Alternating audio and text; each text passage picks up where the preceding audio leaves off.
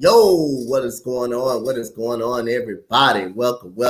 I know y'all just saw me no more than 3 hours ago hosting the morning show. Now I'm hosting the Basis Loaded podcast along with the co-host, my guy Aaron Riley. How you doing today, man?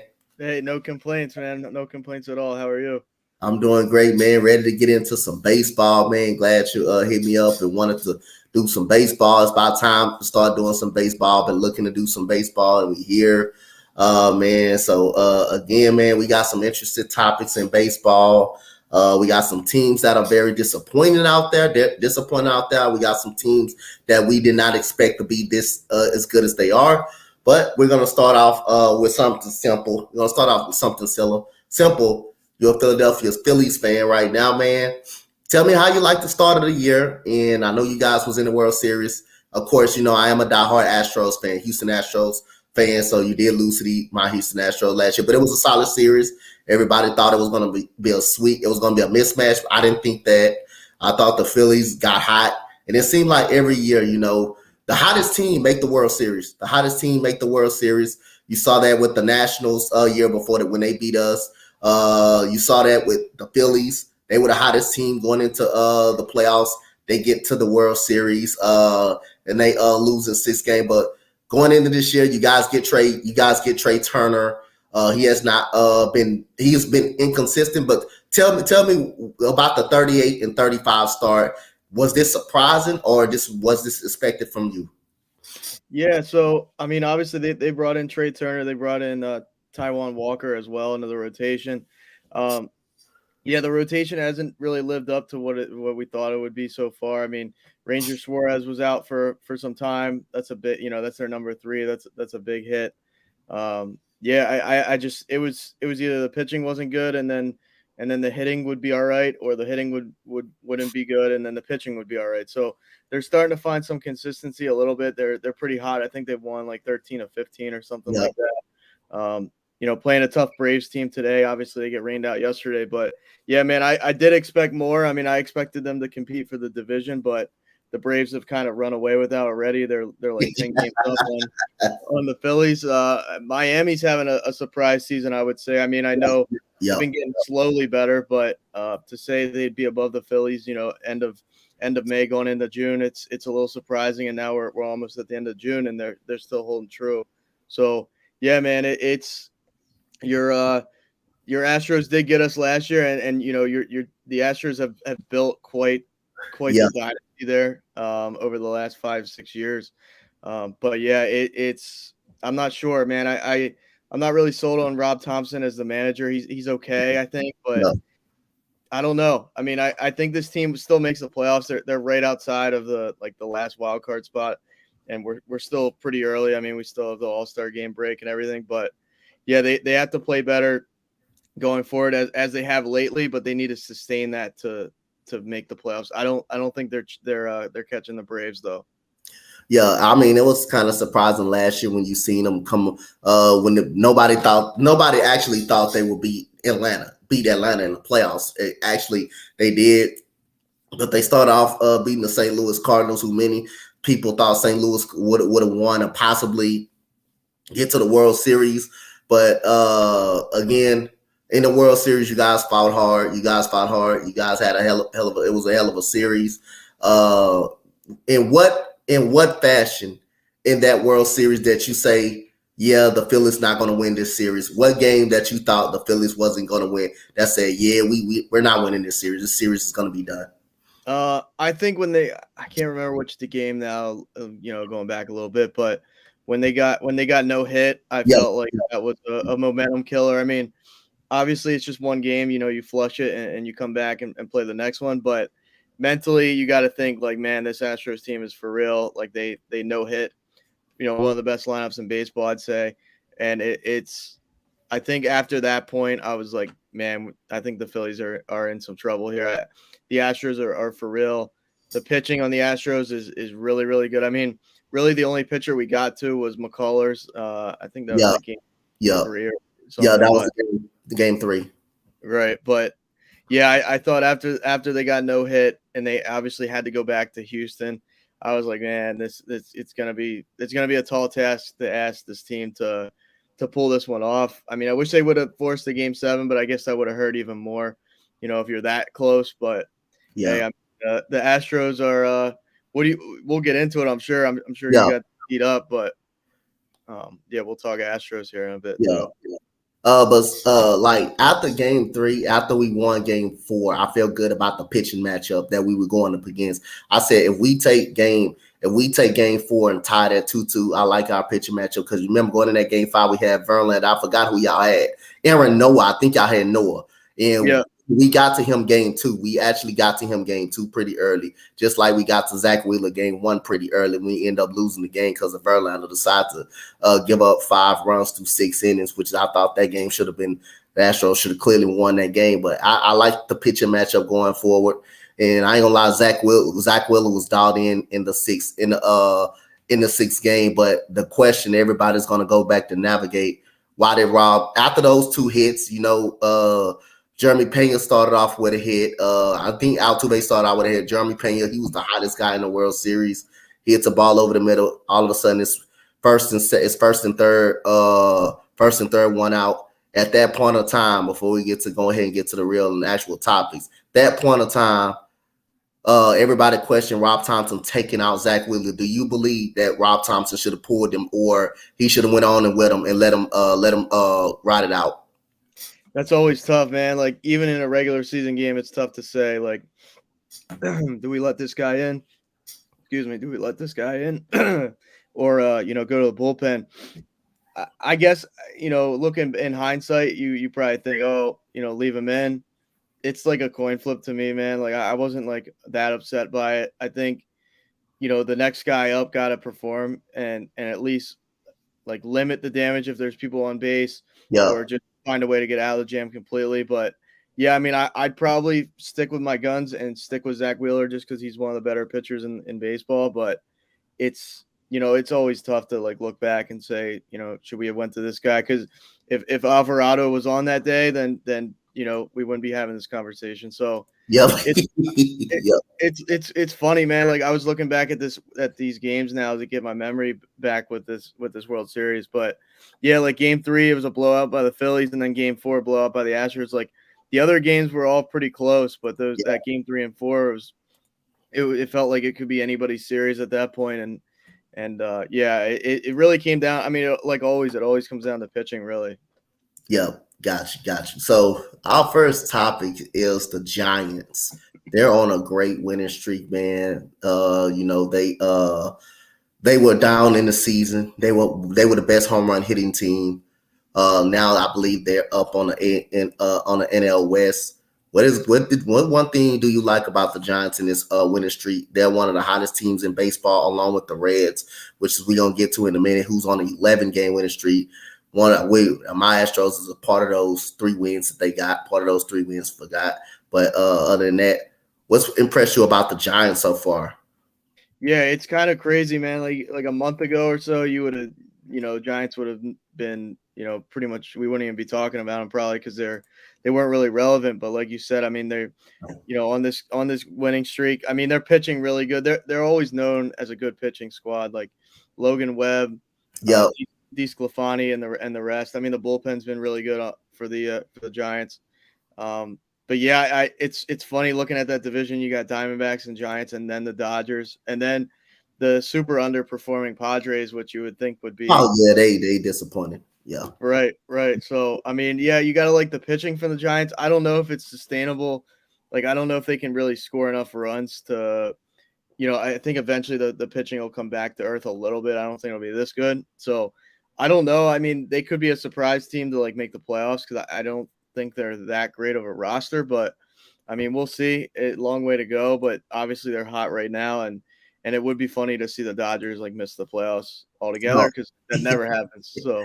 Yeah, it would be strange to see the Dodgers miss the playoffs. Just got to give credit to the Giants, man. They also been hitting the ball pretty well. I mean, Jock Peterson has been good for them. JD Davis, I remember having him in pretty much Houston. He's over there raking ever since the Mets traded him. He's been over there raking. I mean, you have Brandon Crawford, who's getting older, but he's one of the top shortstops in the game for us on the defensive side. And then he can also swing the bat pretty well. Lamont Wade Jr.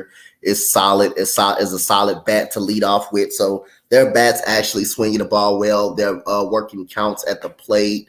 And also, like you said, Logan Webb is an underrated pitcher. I think Logan Webb is underrated, man. The dude can actually pitch. He's hard to hit. I believe Alex Wood showing some signs of being a very reliable pitcher. So right now, man, the Giants up on the NL West for the San Francisco Giants. They're one of the hottest teams in baseball, along with the second hottest team in baseball, which is the Cincinnati Reds. They came into Houston, swept us. Jonathan India looks very goddamn good. That Cruz dude, that dude is fast. He can hit the ball a ton. He can hit the ball about a mile. This team is 13th in the league in hitting. This team is 13th in the league in hitting. They're last in hitting the home run. But if you can make contact with the ball and put a lot of pressure on opposing teams' defense, like the Astros would do, and don't strike out a lot, that puts a lot of pressure on you, especially when runners was on. They know how to hit runners on base, but they got so many young guys, but they put contact. They put the bat on the ball. What's been so impressive about the Cincinnati Reds, and do you think this is sustainable? Right now, the Cincinnati Reds are up 2 games over the Milwaukee Brewers right now. So what is this sustainable by the Reds, or what you like about them right now? Why is they on this 11-game streak? Yeah, I think their farm system's really, really showing out. This is a team that they really don't go out and buy anybody. I think they're pretty cheaply run, to be honest with you. But hey, I mean, I can't hate on that. They're doing their thing right now. I mean, they're to be in first. I don't think even Reds fans thought this. I mean, I think they thought they were years and years away. I still think the Brewers finally they turn the corner and catch them eventually. But it's nice to see the Reds aren't a big market team, that type of thing. I like seeing those teams do well, and they play with that team plays probably harder than just about anybody. They run out every ground ball. Every time I've watched them, not a ton this year, but I've watched them a couple of times, and they just seem to really, really try to make everything a hit, to just play as hard as they can, and really to even be at the top of that division with who they have right now, and their pitching being kind of suspect at best is it's pretty impressive, and I would look for that team to get better and better in the next couple of years, and really actually compete for playoff spots, and I think they'll only get better. I think they're run pretty well as far as the farm system and the general manager. I don't know if they'll. I mean, you're starting to see it though. A lot of these teams that don't spend money, they're starting to play really. I mean, you got the Orioles, you got the Rays, the Reds. A lot of these teams that aren't spending money, they're figuring out how to win ball games. Yep, and that's the next thing you led me up to, the Baltimore Orioles. Again, they showed signs last year though. They had a great season last year. That's your second team right there. Tampa Bay Rays, of course, up about 5.5 games on the division. But the Baltimore Orioles, man, they are really peaking well this year, man. And yep, the Rockies do stink, Des. They do suck bad, really bad. But go ahead, tell me about them damn Orioles, man. Tell me about them Orioles this year. Yeah, man. I mean, once again, that's a team that's all farm system basically. They maybe spent in total $15 million in the offseason, bringing in Kyle Gibson to be the kind of the old man on the rotation, and then Adam Frazier is pretty durable second baseman. He gets on base quite a bit, but other than that, I mean, everybody in that lineup is a product of the draft and a product of the farm system and things like that. So they've definitely been getting better. I think it's the hardest division in baseball still, no matter what the records are. Yeah, I think, yep. So it's competing with the Yankees, Red Sox are on a tear right now. I know they're in last place, but they're really not that bad. They need more pitching. It's the Blue Jays have underperformed. I'll say that they're not as good as what I thought they would be. And then obviously the Rays are just that gauntlet team this year. They're for real. So yeah, the Orioles are getting there. I still have a little concern with the pitching, to be honest with you, but they're moving in the right direction as long as they don't find a way to screw that up. Yep. Looking at this division standings, like you said, man, it is deep, man. Boston in last place, but they're 39-36. The Blue Jays, it don't seem like they're going to get it right. Much talent on their team right there. Bo Bichette having a solid year, all-star year. Their best hitter on the team coming so far this year. They have not put it together. They got a lot of talent on their team, and the pitching is let them down a lot too. Alan Manoah's let them down pretty much. Barrios ain't as good. They got some question with their pitching staff. Their bats is pretty good, can compete with anybody, but their pitching has fell apart. The Yankees can be here and there, So Baltimore, man, for this division to be so winnable and so tough, great job by Baltimore, man. You got to definitely get them credit. And Kyle definitely said the San Diego Padres are the most disappointing team in the league. They are up there. I think they're the most disappointing team in the league. They're right there. All that money that they spend, they got Xander Bogaerts. They re-signed Manny Machado, Juan Soto. They got one of the deepest lineups in baseball. If you look at it, the problem is they haven't performed. They haven't actually hit. They are second to last in hitting and with runners in scoring position. Again, this is an underperforming year for them, especially since they got Juan Soto last year. They did make it to a wild card spot. They end up getting into the NL title game and getting knocked out by the Phillies. But you now coming in this year, you expect to take that step up and you expect to win that division with all that talent, and it's just not panning out for them. So the very next topic is we're going to go to the NL and the AL favorite MVP. Give me a favorite for AL MVP and NL MVP in your opinion. Yeah, I think for AL it's got to be Ohtani, man. Like he's one of one. He's pitching every fifth day and he's in the lineup every day. Like he does everything. I think he's leading the league in home runs right now. Could be wrong, but yeah, he's a one-man team, man. He's a one-man wrecking crew on that Angels team. He's probably the only reason they're like a decent team. Honestly, they always underperform in my opinion. I think. Yeah, they do. I agree. What's that? I agree. Oh, right. So, I mean, for AL, I mean, if Aaron Judge comes back with enough time, I think he could still make a case that, like, the Yankees are basically the New York Aaron Judges, to be honest with you, because that dude does just about everything he can to will that team to win. I am a Yankees hater, but I got to give my credit where credit's due. Aaron Judge is that guy, obviously, and then NL, man, it's tough. Like I haven't. I mean, you could make a case for the guy on the. I think his name's Arias. Yeah. That dude is just because he's hitting 400. Like I know he doesn't have that many home runs and things like that, but guy's hitting 397 on the season. Like he's raking, man. He's at 932 OPS. Like I could make a case that he's the MVP only because I mean no one's come close to hitting 400 on the season in quite some time. You know what I mean? So yeah, it's like one of those things where you could say him. I don't know. I guess I haven't been following it too close. I'm trying to pull something up here. Who's really at the top of the leaderboard? I know Castellanos having a good year for the Phillies, but hitting over 315. But other than that, I haven't been keeping real. I mean, Goldschmidt won it last year. Yeah. I'm trying to think who else is out there right now. Acuna probably. Yeah, you can make Acuna for sure. Yeah, Acuna's having a hell of a year. Yeah. Yeah. Other than that, I mean, I can't really. I mean, look at like the Mets. Look at like there's a lot of teams that don't really have guys that are. I mean, Pete Alonso maybe before he got hurt. Yeah, he's out. So.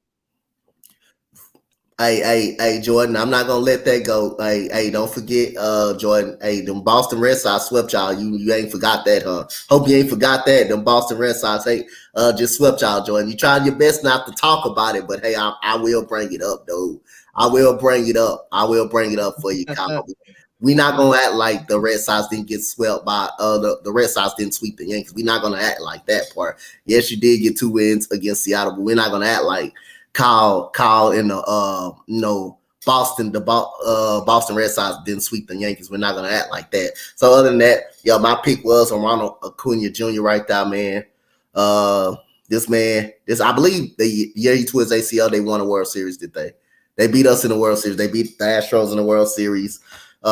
He in 327 right now, man, with 15 home runs and 46 RBIs for the NL side. But the Atlanta Braves, they're dangerous all around, man. They got a deep lineup, man. You talking about Austin Riley, he was good. Austin Riley, who was good too.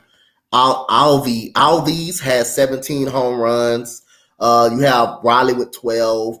You have Olsen, Matt Olsen, who has 21, who leads them in home runs. Got Eddie Lazario with 13 of them. Sean Murphy, the catcher, with 12. You got Marcelo Osuna with 13 home runs. Man, you got a lot of hitters in that lineup that are really good and tough to pitch to.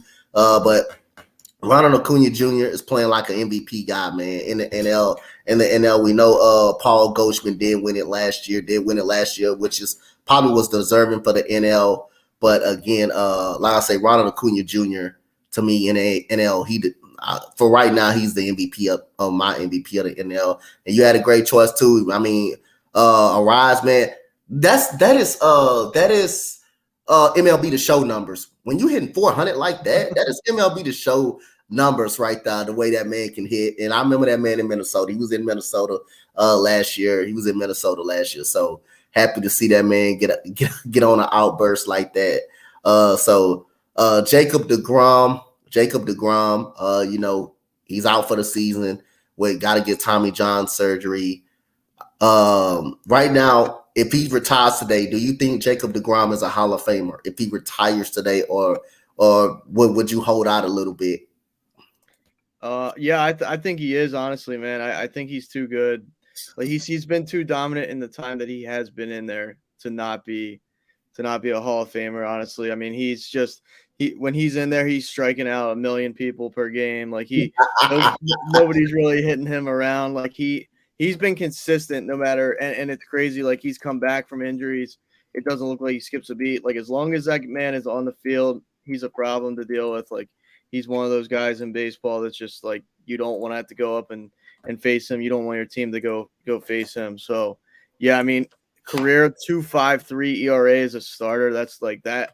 Talk about that. That's like, you know, MLB The Show numbers right there. Like if you're under 3 for a season, that's a hell of an achievement. And he's under 3 for his career. So yeah, I mean, he's 84 and 57 career, 215 games he's played.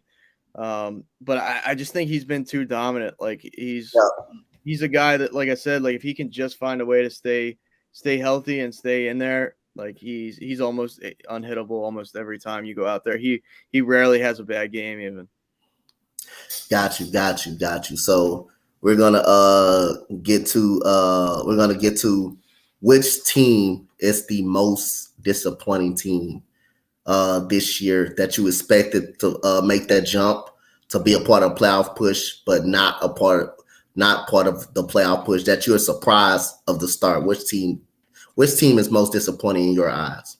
I gotta say it's either the Padres or the Mets. I'll probably go Mets, only because they have the highest payroll in baseball. You expect them to compete for the division, if not win the division, with be up there with the Atlanta Braves, who we talked about a good bit. Yeah, man, they're not a good team. I think they're like 6 or 7 games under 500. Yep. Verlander's having one of the worst years of his career so far. He's like a 4.5 ERA. Scherzer's kind of picked it up lately, but he's still not like dominant like you're used to seeing him play. And then they can't hit, man. Even when Alonso was in there, they weren't scoring runs. I think Lindor's been one of the biggest disappointments in baseball, honestly, since he's went to the Mets. I mean, he hits a lot of home runs. I'll give him that. Like for a shortstop, he's a power hitting shortstop. But when you're hitting 210, 220, 230, like you got to help your team more. You got to get on base more, man. Like, and he strikes out a bunch. So they're just like Tommy Pham's like their best offensive player, really, and that's like not. No offense to him, but like if that's your best guy, you gotta figure something else out. Like there's a bunch of guys on that team that aren't performing. I don't know. I think Buck Showalter probably loses his job at some point this year, if not they wait till the off season. But especially if they miss the playoffs, like that's crazy to me. Like that team should be competing at the highest level, for the division, really. Yeah, definitely. I definitely agree with you. I'm gonna go with the San Diego Padres, a team that also spend money on Xander Bogaerts, Manny Machado. You have Juan Soto over there. You also have Jake Cronenworth, who's really good. Uh, like I said again, you got Kim that's a pretty good defensive shortstop as well. You got Fernando Tatis. No reason why you should be under 500, and you shouldn't be hitting. You should be hitting. You should be hitting. The pitching is not all that great. Snell has not been the same since his Cy Young Award winner. He has not really been the same type of pitcher that we all expected him to be. Joe Musgrove may be their best pitcher on their staff as of right now, but the hitting is really disappointed. Soto, draws a lot of walks, got a lot of power. The lineup got a lot of power. The problem is when you got a lot of power, you tend to be a lot of aggressive and strike out. Just like the Yankees, when you got a lot of power in that lineup, you see the team seems to get over aggressive and strike out a lot. But other than that, they're dead last in the league in scoring with runners in scoring position. You got all these guys on the team you can't hit with runners in scoring position. Similar like the Mets. Pete Alonso got good power numbers, but a bad batting average. 227 batting average. Frankie Lindor has to be the worst contract that the Mets have got off pretty much. You're hitting under two. You're hitting about two in the 210, two teams. That's not really good. That's not really good. So they kind of reminded me of the Mets a little bit. Can't hit with runners in scoring position. Pitching is not as great. Justin Verlander, like you said, having his worst year. Matt Scherzer could get hit around at time and time, even though he did have a hell of a game against us in his first game. But their pitching staff not all that good either. And again, hey man, those two teams are very disappointing. But surprise. Give me a surprise team. Give me a surprise. I guess I'll go with the team we already talked about too. I mean, it's tough. Like I guess I'll say Orioles. I mean, I could go Rays too. That either one, but I think Orioles are still playing a little bit above their heads there. I think the roster is decent. Like there's a lot of good to decent players on it, but to be about 15 or so games, a little bit more than that, over 500 in that AL East, it is surprising to me. I think they've played still above what most people thought. Like I said, I mean, that division, like on paper, I think the Blue Jays should be ahead of them. Yankees should be. I mean, without Judge getting hurt, Yankees are better. Yankees have a better rotation. But like it's really baseball really feels up for grabs this year, man. Like a lot of these teams we thought would be successful and do real well haven't really performed to what we thought, and then these smaller market teams like the Reds, the Orioles, the Rays, like just it goes on. The Diamondbacks, yeah, I mean, those teams are just playing like so much better than I think really all the experts and everybody that breaks down the game thinks. So I got to go the Orioles. I think they make the playoffs. I don't know if they stay at this pace. It's just going to come down to the rotation again. But yeah, man, I got to go Baltimore because they made that step from last year to this year, and they're just showing more and more improvement. Yep. You just said my pick, the Diamondbacks. Arizona Diamondbacks, really good, man. Carroll is playing like an all-star, hitting 298. He has 16 homers. Christian Walker has been good, batting 269, 15 home runs. Lourdes Gurriel that they got over there from a trade. Right now, the Diamondbacks are winning that trade because how good he's playing at this point. He has 11 home runs. This team is putting the bat on the baseball, man. This team is really good. Their pitching staff has been pretty good as well, led by Zach Gallen, who's an all-star at this point right now. Merrill Kelly, who both of those guys got 18 wins. 18 wins combined for their pitching staff. That's 18 wins. So you got Nelson, who has three wins as well. So then you got Henry, who's 1-3. So they got a pretty good pitching staff over there. they're doing really well. They're doing really well over there. So other than that, give credit to Arizona. So who got a question for you? Who you have more faith in this year, as far as this year alone? The Orioles or the Phillies? That's tough, man. That's real tough because You had to pick one of them. Who would you pick this year? On paper, man, you got to think the Phillies are like head and shoulders above what the Orioles have done, or who the Orioles have, I should say, roster to roster comparison, like, 1 through 9 in the lineup, everything else. But I don't know, man. I just think that the Orioles team chemistry is better. I mean, obviously, when you're losing, the team chemistry is bad. Like, I don't care what team it is. The guy that somewhat doesn't agree with this guy gets worse, and then arguments and stuff spills over. But I watch a lot of both teams, man, and I think the Orioles really have that faith that, like, hey, we can do this thing. Like, we've been struggling for some time. We've been going through the hard times together. A lot of these guys have been brought up through the minor leagues together, so they've kind of gone through adversity and things like that, and now playing at the highest level. I just think the Orioles are having one of those magical seasons right now, and I think at some point they're gonna hit. I've said this before, like they're gonna hit some type of like losing streak or like 4 or 5, 6 games just out of nowhere that they start struggling and things like that. But I think the Orioles have the people in place to kind of ride the storm at this. I know it's a younger team, but I just got to think the Orioles are, a little bit more poised right now to have a better season when all is said and done. But no one expected the Phillies to go the whole way to the World Series last year, and somehow they pulled that off. So it's going to be interesting, man. Like, I think that both leagues have some parity in it. Like the NL, you could see the Diamondbacks and the Reds in the playoffs, and like, as division winners. Like, you don't know. So it's crazy. Like, I like seeing it though. I'm glad it's not Yankees. No offense to your Astros, but they've been there, done that, and they win the division every year. So it's like, why not some new faces in there? And I love it. When you can see some new faces, I love it. I can even own up and admit that.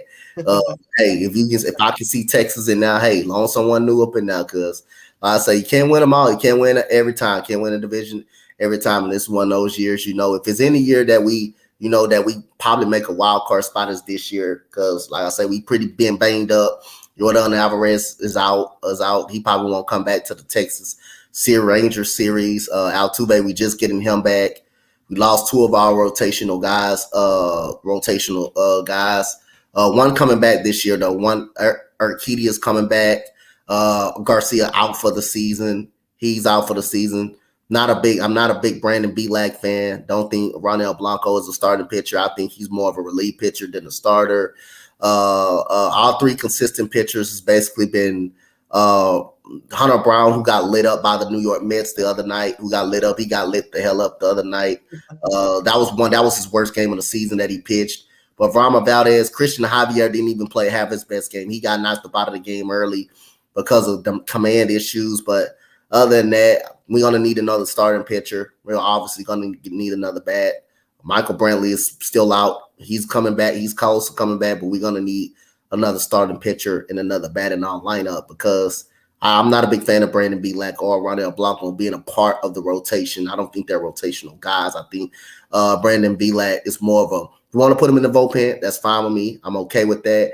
And then we need to find just like Alan Manoah got DFA'd for that bad pitcher performance, especially when Houston got him DFA'd. I think we should do the same goddamn thing to Rafael Montero. I think we should. He has been pissed bad. If you have an ERA over 7, and after you just had a great year in the World Series, I think that's it for him. I'm tired of seeing him on the mound. I'm tired of seeing him pitch, go out there and give up runs every time we have momentum. I'm tired of that. I'm ready to let him. I'm ready for Dustin Baker to stop pitching this guy. Stop pitching. Don't pitch him again. Brian Abreu and Ryan Presley. That's your 8. That's your 8 and 9 guys. Hector Neris, those guys you go with. I don't want to see Rafael Montero in the bullpen rotation again. He's bad. He doesn't have it this year. DFA. Just matter of fact, if you trade him away, that would be fine with me. But other than that, I would be fine with him being off this team pretty much. Yeah, that's the struggles of the Houston Astros, but I still think we're gonna get the job done. I still think we're gonna if we don't win the division, I think we're definitely gonna make a wild card now. So I like our chances, but AL Central. How about the AL Central? How bad? Look how bad the AL Central is. The Twins are 37-38. You got the Cleveland Guardians, who's 35-38. You got the Detroit Tigers, who's 32-41. You got the Chicago White Sox tied in the win column, 3 games back in the loss column at 32-44. And you got the Royals at the bottom of the barrel. Are you surprised about this ridiculous AL Central? I'll be honest, man. I thought Cleveland would be better than they are. I mean, we're still talking like before All-Star break. A lot can change, but yeah, I mean, Twins. I always expect them to make the jump. I mean, they're always at the top of that division, I guess, kind of by default because everybody else is just kind of bad, honestly. But like, I think the Twins have kind of gone out and spent. I mean, they retained Correa obviously after he almost signed with the Giants and the Mets, but. Yeah, like the rotation for the Twins, I had more faith. I mean, Sonny Gray is one of those dudes that he's upper echelon of the league, but like overall, looking at that division, I mean, the Tigers at 32-41 is kind of surprised. I mean, I've watched them play a couple times, and they're like real bad. Like they're bad. They're horrible, honestly. So just the fact that the Royals are 20-54 in that division, I honest to God think. If they were in, I mean, even your AL West. I mean, look at the AL West, how stacked that is. Other than the A's, like if they were in any other division, man, I think maybe they have 10 wins on the season. Like that team is bad. They're fucking terrible, honestly. Like you can't almost got to try to be that bad. It's crazy. Yeah. Like, and to think they won the World Series, I know it was like 6, 7, 8 years ago. The Kansas City Royals won that World Series, but man, ever since then they've been real bad. So I mean, looking at, I think Cleveland wins that division. Like if I'm picking, who's going to seal the deal. But I mean, I could see the Twins holding on, but I expect the Twins and the Guardians to be better, I guess, than they are. And then man, that White Sox team. Talking about another team that just is terrible. Like they bad. They piss poor. Right, like Tim Anderson, saw the one clip. He's like, man, I hate this play. He was talking to Jose Abreu, obviously on the Astros now, coming over from the White Sox. Yeah. But they caught him saying, I hate this place, man. Like maybe the Astros go get Timmy Anderson, a bench piece and a guy that can play around the infield. But yeah, that White Sox team, another team that just a year or two ago was doing pretty good, and now they can't seem to find a win. Yeah, so I want to get to one more thing before we kind of end it right here. So you got Trey Turner this coming season. You already knew. I think Philly's chances, they best thought they knew he was coming over from after last year. You kind of got to peek what he was going to do. How about Trey Turner this year? He's second on the team, and he's third on. I believe he's third on the team in strikeouts, if I'm not mistaken, behind Kyle Schwarber.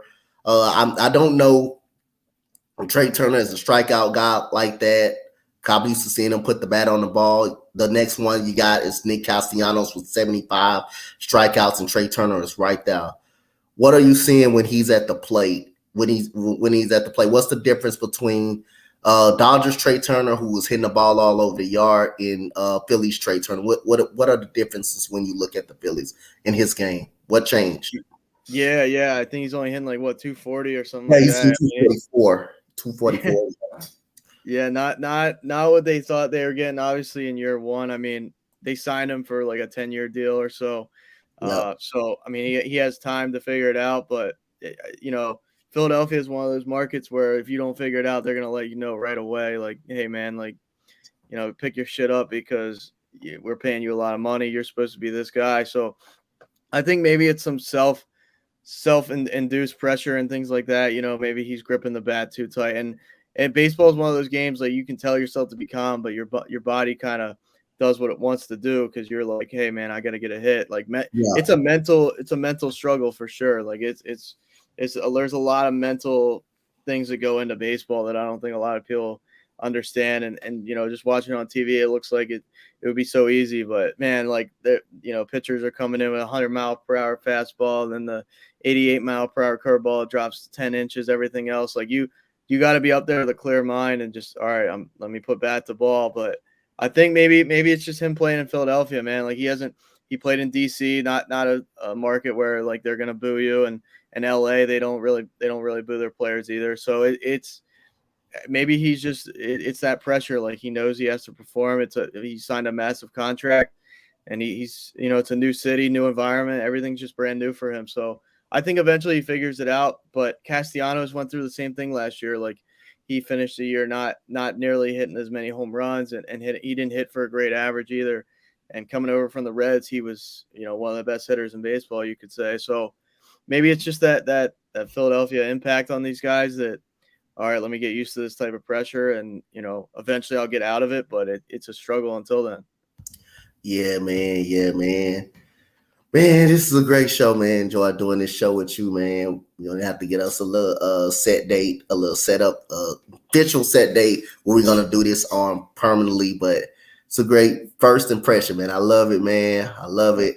Appreciate that, bro. Yeah, I love baseball, man. Love baseball as hell, man. So definitely be honored to cover it with you this season. So tell the people they can follow you at.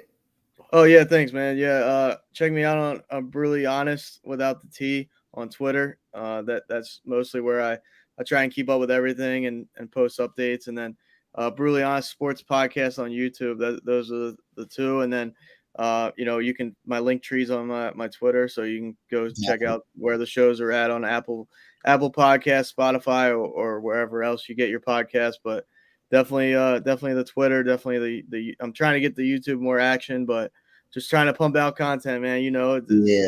Always juggling a lot, but trying to get that done. Definitely, man. Hey, man, you Key, maybe get together, talk some Phillies, man. Gene or some Philly talk right there, man. So shout out to everybody, man, that came through, the channel, man. Y'all would definitely see me back later tonight. But we're gonna keep this thing rolling for you guys. Glad we got baseball going, and me and Aaron will be happy to give y'all some news and updates on the baseball, on the stages of baseball. So shout out to Freddie for allowing this to happen. Thank you guys, man. I'll say, as for me, Coach Dante, as for Aaron, man, we will see y'all later. See y'all later, man. Thank you guys. Thank you.